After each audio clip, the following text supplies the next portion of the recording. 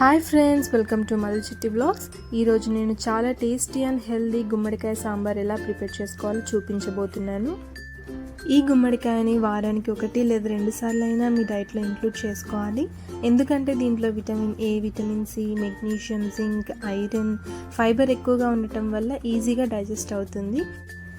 ముందుగా ఒక గుమ్మడికాయని తీసుకొని 2 భాగాలుగా కట్ చేసుకోవాలి. దీంట్లో ఉన్న సీడ్స్ని పడేయకుండా ఎండలో ఆరబెట్టడం వల్ల పంకిన్ సీడ్స్ రెడీ అయిపోతాయండి. ఇప్పుడు స్కిన్ పీల్ ఆఫ్ చేసి చూపించిన విధంగా ముక్కలుగా కట్ చేసుకోవాలి. ఇప్పుడు కట్ చేసి పెట్టుకున్న ముక్కలన్నీ కుక్కర్లో వేసి ఒక విజిల్ వచ్చేంత వరకు ఉడికించండి. ఇక్కడ చూడొచ్చండి, గుమ్మడికాయ ముక్కలు ఉడికిపోయాయి.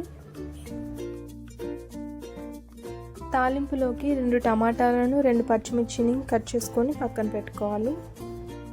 ఇప్పుడు ఒక బాండీ పెట్టుకొని 3 టేబుల్ స్పూన్స్ వరకు ఆయిల్ వేసి తాలింపు దినుసులు యాడ్ చేయాలి. అవి చిటపట అయిన తర్వాత టమాటా, పచ్చిమిర్చిని యాడ్ చేసుకుందాం. టమాటా సాఫ్ట్ అయిన తర్వాత దీంట్లో కొంచెం అల్లం వెల్లుల్లి పేస్ట్, పుదీనా, కరివేపాకు వేసుకొని కలుపుకోవాలి. ఇప్పుడు ఉడికించిన గుమ్మడికాయ ముక్కలని తాలింపులో వేసుకొని కలుపుకోవాలి. దీంట్లో కొంచెం పసుపు వేసి 10 నిమిషాల పాటు మగ్గనిద్దాం. నేను ఇక్కడ ముందుగానే పప్పును రెడీ చేసుకొని పెట్టుకున్నానండి. 1 కప్పు వరకు కందిపప్పును తీసుకొని 2 కప్పుల వరకు వాటర్ని పోసి ఉడికించుకోవాలి. ఇప్పుడు ఈ ఉడికిన కందిపప్పుని దీంట్లో వేసుకొని కలుపుకోవాలి. గుమ్మడికాయని ఉడికించిన తర్వాత వాటర్ వస్తాయి కదండి, ఆ వాటర్ని పడేయకుండా దీంట్లో యాడ్ చేసుకోవాలి.